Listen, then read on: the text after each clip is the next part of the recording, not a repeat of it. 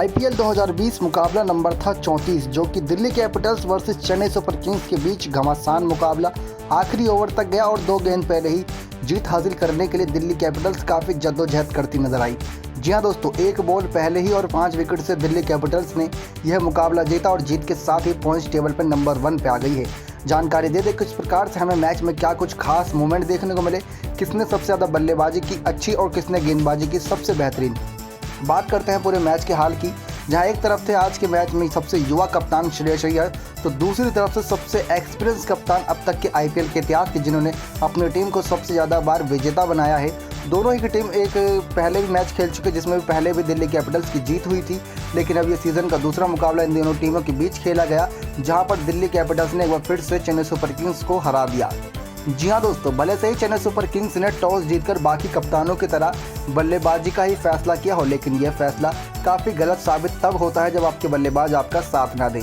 देखा जाए कि शारजाह के मैदान में यह मुकाबला नंबर 34 खेला जा रहा था, जहां पर 200 रन भी कम होते हैं, लेकिन आज के मुकाबले में चेन्नई सुपर किंग्स पहले बल्लेबाजी करते हुए 179 4 विकेट के नुकसान पर बना पाई, जो कि काफ़ी जद्दोजहद के बना पाई, क्योंकि आखिरी कुछ ओवर में रविंद्र जडेजा की अच्छी बल्लेबाजी की बदौलत ही टीम इस स्कोर तक पहुंच पाई, वरना तो शायद 150 या 160 पे ही रह जाती। बताते हैं किस प्रकार से चेन्नई सुपर किंग्स अपने कुछ बिना बदलाव के, जहां दिल्ली कैपिटल्स आज खेली थी, बिना बदलाव के चेन्नई सुपर किंग्स की टीम खेली थी। तो सबसे बेहतरीन हमें देखने को मिला चेन्नई सुपर किंग्स की तरफ से फैफ डू प्लेसिस की पारी। जी हाँ दोस्तों, सैम करन और फैफ डू प्लेसिस इस बार ओपनिंग करे थे।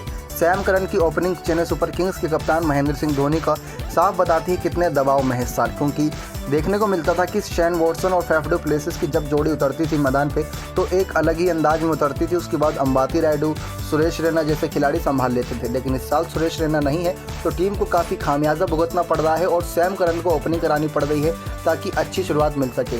पिछले मुकाबले में सैम करन अच्छे साबित हुए थे, लेकिन हर बार वही तुक्का साबित नहीं होता है। इस बार भी सैम करन जैसा तुक्का साबित नहीं हुआ। 3 गेंद खेली थी, 1 भी रन नहीं बना पाए तुषार देशपांडे, जो कि अब दिल्ली कैपिटल्स की तरफ से नव युवा गेंदबाज की तरफ पे खेल रहे हैं, क्योंकि ईशांत शर्मा नहीं खेल रहे हैं, तो उन्होंने पहले विकेट गिरी, जहां पे ओमदीप नौरताज ने सैम करन की कैच पकड़ी और चलता किया। अब फैफ डू प्लेसिस और शेन वॉटसन की वही जोड़ी हमें मैदान पर दिखी और इन दोनों ने कमाल भी करके दिखाया, क्योंकि इन्होंने पावर प्ले का पूरा इस्तेमाल किया। भले से ही पहले विकेट जल्दी गिर गई हो, लेकिन इन दोनों ने पूरा इस्तेमाल किया पावर प्ले का। 47 गेंदों में 58 रन की सबसे ज़्यादा रनों की पारी हमें देखने को मिली फैफ डू प्लेसिस के बल्ले चेन्नई सुपर किंग्स की तरफ से, लेकिन इनको शिकार किया दिल्ली कैपिटल्स के सबसे खतरनाक, सबसे ज़्यादा इस साल आईपीएल में विकेट लेने वाले गेंदबाज कागिसो रबाडा ने। जी हाँ दोस्तों, शिखर धवन ने इनकी कैच पकड़ी थी। फैफ डू प्लेसिस को 47 गेंदों पर 58 रन बना पाए थे, 6 चौके 2 छक्के की मदद से, तो इसमें ज़्यादा कुछ योगदान नहीं था, क्योंकि 123 की ही स्ट्राइक रेट से खेले थे। अगर इन्होंने 47 गेंद खेली थी तो इनसे उम्मीद की जाती थी 47 गेंद में कम से कम 70-80 रन की पारी खेलते, लेकिन 58 रन की पारी ज़्यादा लंबी पारी नहीं थी, जो टीम को ज़्यादा अच्छी मदद तो नहीं दे पाई, लेकिन स्कोर बोर्ड को आगे बढ़ाती रही। शेन वॉटसन की जब बारी थी तो शेन वॉटसन 28 गेंदों में 36 रन की ही पारी खेल पाए।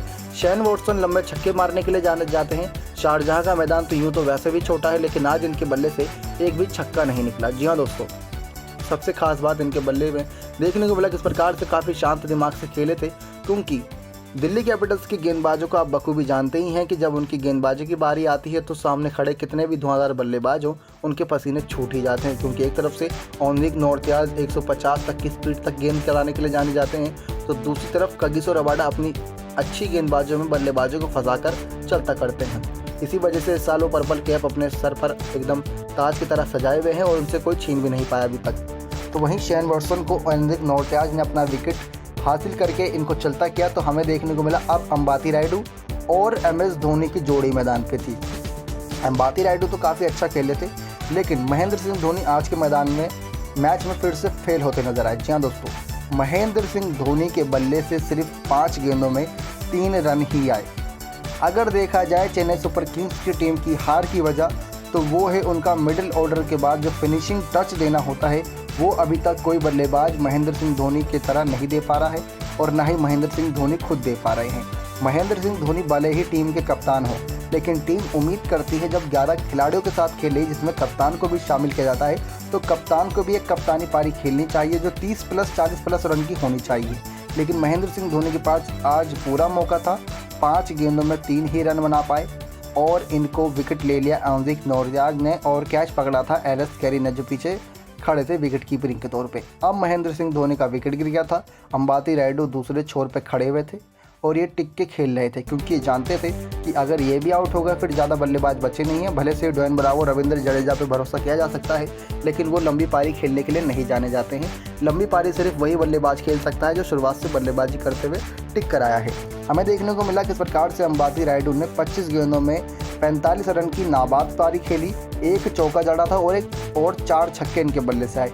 180 की स्ट्राइक रेट से खेले, जिसकी बदौलत स्कोर बोर्ड आगे बढ़ता गया और 150 करीब पहुंच गया था। अब जब महेंद्र सिंह धोनी का विकेट गिर गया था तो रविंद्र जडेजा आए। रविंद्र जडेजा ने क्या कमाल करके दिखाया कि उनको सिर्फ 13 गेंद खेलने को मिली और इसी 13 गेंदों में उन्होंने 33 रन की नाबाद पारी खेल दी। 4 छक्के अपनी इस पारी में जड़ दिए थे। जी हाँ दोस्तों, 4 छक्के यानी कि 24 रन तो इनके ऐसे ही हो गए। उसके बाद जो बचे कुछ रन हैं उन्होंने सिंगल डबल में अपने पूरे कर लिए। रविंद्र जडेजा की यही खास बात है कि इनको चाहे 7वें नंबर पर भेजो चाहे 5वें नंबर पर भेजो, ये हमेशा आपके लिए रन बनाते हैं। लेकिन देखने को मिला कि इस प्रकार से 179 पर ही रोक दिया जहां पर दिल्ली कैपिटल्स के गेंदबाजों ने। तो श्रेयस अय्यर के लिए गुड न्यूज़ ये थी कि 200 तक आंकड़ा नहीं गया शारजाह के मैदान में खेलते हुए, और अब अच्छा मोमेंट ये था कि इसको आसानी से चेस किया जा सकता था। लेकिन दिल्ली कैपिटल्स के पास ऋषभ पंत जैसे बल्लेबाज अभी इस समय मौजूद नहीं है, क्योंकि वो अपनी इंजरी से जूझ रहे हैं। इसी वजह से वो पृथ्वी शॉ का फॉर्म भी इतना अच्छा नहीं चल रहा है। गेंदबाजी में सबसे अच्छा करके दिखाया दिल्ली कैपिटल्स में अंद्रिक नोर्त्याज ने, जहां पर 4 ओवर में 44 रन देते हुए 2 विकेट ली। 44 रन इसलिए आए क्योंकि उनके आखिरी कुछ ओवर में ज़्यादा ही रन पड़ गए थे। कगिसो रबाडा ने भी 1 विकेट ली, तुषार देशपांडे ने भी 1 विकेट ली। 4 विकेट गिरी थी तो इन्हीं 3 गेंदबाजों ने विकेट ली थी। अब बारी थी दिल्ली कैपिटल्स के बल्लेबाजों की कि इस स्कोर को कैसा पीछा करेंगे। लेकिन दोस्तों, हमें देखने को मिला कि पृथ्वी शॉ की विकेट 0 रन पे आउट हो गए थे। जी हाँ दोस्तों, पृथ्वी शॉ शिखर धवन की जोड़ी आई थी, जहां 0 रन पे आउट हुए पृथ्वी शॉ, लेकिन नाबाद पारी खेल के गए शिखर धवन, यानी कि हमारे गब्बर आज के मैच में छाए रहे।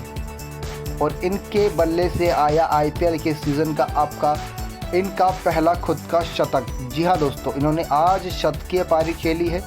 शतकीय पारी तो यूँ तो अभी तक इस सीज़न में KL राहुल ने, मयंक अग्रवाल जैसे बल्लेबाजों ने खेली है, लेकिन उनके बल्ले से शतक भले से ही आया, लेकिन टीम को जीत दिलाने के लिए काफ़ी नहीं था। लेकिन आज शिखर धवन 1 मैन आर्मी की तरह मैदान पे खड़े रहे और मैच जितवाकर ही वापस आए। नाबाद पारी खेली थी शिखर धवन की। यही बात सभी को काफ़ी अच्छी लगी, क्योंकि एक तरफ से प्रेशर काफ़ी था, उस प्रेशर को रिलीज़ करते हुए टीम के लिए रन भी बना रहे थे और खुद का एक सेंचुरी की तरफ कदम भी बढ़ा रहे थे। जिस हिसाब से इन्होंने बल्लेबाजी की उसका आप अंदाज़ा लगाएंगे जब आपको इनके आंकड़े बताएंगे। लेकिन बात करते हैं बाकी बल्लेबाजों की, तो पृथ्वी शॉ जहां 2 ही गेंद खेले थे और 0 रन पर आउट हो गए थे पहले ही ओवर में, और खाता खुलने से पहले ही कैच पकड़ ली थी दीपक चहर ने। गेंदबाजी भी वही कर रहे थे, एकदम जिसे कहते हैं गली क्रिकेट में शॉट मारते हैं, वैसे ही इन्होंने कुछ शॉट मारा था और दीपक चहर के पास आसान सी कैच चलेगा, उन्होंने चलता कर दिया। अजिंक्य रहाणे जो कि खेल रहे हैं इस साल, उनको दूसरा तीसरा मौका मिला है, लेकिन वो अपने आप को अभी तक साबित नहीं कर पाए हैं और ये बार बार यही टीम के लिए दावा दे रहे हैं कि किस प्रकार से इनको फिर से बाहर निकाल दिया जाएगा अगर उनकी ऐसी बल्लेबाजी रही। अजिंक्य रहाणे 10 गेंदों में 8 ही रन बना पाए। इनसे उम्मीद नहीं थी, इनसे उम्मीद थी एक लंबी पारी की, क्योंकि एक लंबे स्कोर का पीछा कर रहे थे। भले से 180 रन का टारगेट हो, लेकिन शारजाह का मैदान हो, लेकिन 180 रन भी कम नहीं होते जब आपके पास बल्लेबाजों की कमी हो। क्योंकि अजिंक्य रहाणे अब जल्दी आउट हो गए तो शिखर धवन पर और दबाव बनने लग गया। अब कप्तान श्रेयस अय्यर आए। श्रेयस अय्यर काफ़ी सूझबूझ के साथ इस सीज़न पारी खेलते नजर आ रहे हैं। वो अपना खुद का इंडिविजुअल स्कोर नहीं देखते, ना ही वो देखते हैं अपना स्ट्राइक रेट, वो देखते हैं अपनी कप्तानी पारी और सामने कौन बल्लेबाज कैसी पारी खेल रहा है। अगर कोई बल्लेबाज तेज खेल रहा है तो शिखर धवन अपने आप को पीछे रखते हैं और सिर्फ स्ट्राइक रोटेट करके सामने वाले बल्लेबाज को पूरा मौका देते हैं, और बीच बीच में जब इन्हें अच्छी गेंद मिलती है तो चौका छक्का जड़ के अपना स्ट्राइक रेट बराबर कर लेते हैं। शिखर धवन के बल्ले से आज यही पारी देखने को मिली। 23 गेंदें खेली, 23 ही रन मारे, 1 चौका 1 छक्का इनकी पारी में आया, लेकिन दूसरे छोर पर खड़े शिखर धवन काफ़ी तेज़ी से खेल रहे थे, जिसकी वजह से श्रेयस अय्यर अपने आप को पीछे रख के सिंगल ले रहे थे हमेशा। लेकिन श्रेयस अय्यर को शिकार बनाया ड्वेन ब्रावो ने। शानदार कैच पकड़ी बाउंड्री के पास खड़े फैफ डू प्लेसिस ने, जिसके बाद अब श्रेयस अय्यर आउट हो गए थे तो शिखर धवन एक बार फिर से टेंशन में आ गए थे, क्योंकि अब जो बल्लेबाज बचे थे वो पूरी तरीके से बल्लेबाज नहीं है, वो ऑलराउंडर की भूमिका निभाते हैं, जो कि एक विकेट कीपर के रूप में है एलेक्स कैरी और एक है मार्कस स्टोनिस जो टीम में ऑलराउंडर, लेकिन इससे पहले 2 मैच जितवा चुके हैं अपने अकेले के दम पे। और उसके बाद अक्षर पटेल, उसके बाद कगिसो रबाडा और बाकी खिलाड़ी शुरू हो जाते हैं जो फुल टाइम गेंदबाज हैं। लेकिन अब शिखर धवन के सामने यही चुनौती थी कि उनको अपनी विकेट बचानी है, चाहे सामने वाला बल्लेबाज कैसा भी खेले। और इसके साथ वो अच्छी पारी के साथ जब भी उन्हें अच्छा मौका मिलता तो पैडल स्वीप और कई ऐसे शॉट्स खेलते थे जो सभी को हैरान करते थे। और इनकी पारी में हमें देखने को मिले 14 चौके। जी हाँ दोस्तों, 14 चौके इनकी पारी में आए, जो कि सबसे खास मोमेंट था इनकी पारी का। लेकिन हमें देखने को ये भी मिला किस प्रकार से ये अपने आप को बचा के खेले। कोई छक्का इन्होंने ज़्यादा नहीं लगाया था, छक्का इन्होंने एंड में जाके लगाया था। बताते हैं आपको वो मोमेंट भी। अब मार्कस स्टोइनिस सामने खड़े थे शिखर धवन के। अब शिखर धवन पे थोड़ा दबाव कम करने के लिए, क्योंकि रिक्वायर्ड रन रेट 10 से प्लस का जा चुका था। 180 का भले ही चेस कर रहे हो, लेकिन 10 से प्लस जब रिक्वायर्ड रन रेट जाता है, 12 के करीब पहुंच जाता है, सभी बल्लेबाज दबाव में आ जाते हैं, क्योंकि काफ़ी मुश्किल होता है उसको चेस करना। 14 गेंदों में 24 रन मार्कस स्टोइनिस ने बनाए थे। इनकी इस पारी में हमें देखने को मिले 2 छक्के और 1 चौका। इनकी इस पारी से थोड़ा बहुत आगे मूवमेंट मिला था पारी को खेलने के लिए, लेकिन इस मूवमेंट को ज़्यादा देर तक बनाए नहीं रखे, क्योंकि इनको शिकार किया शार्दुल ठाकुर ने। कैच पकड़ी थी अंबाती रायडू ने।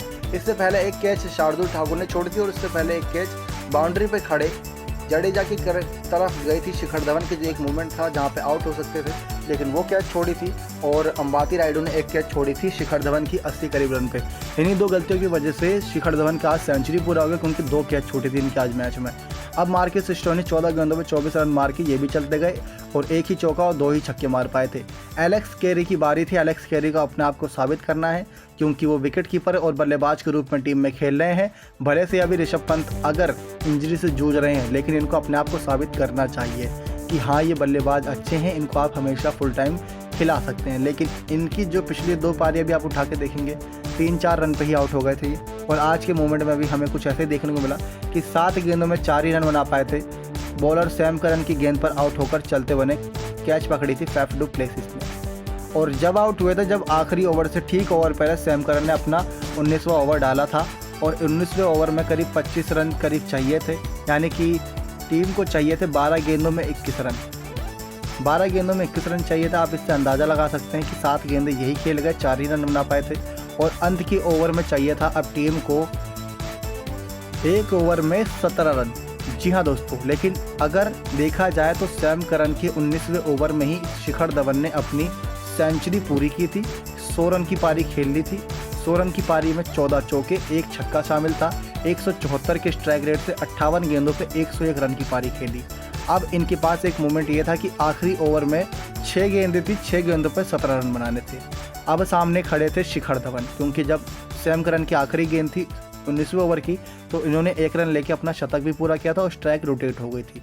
शिखर धवन के पास पूरा मौका था कि अब ये टीम को जिता दें और अपनी शतकीय पारी को और ज़्यादा खुशी से सेलिब्रेट करने के लिए टीम को जीत भी दिलाएं। लेकिन हमें देखने को मिला कि इन्होंने सिंगल ले लिया।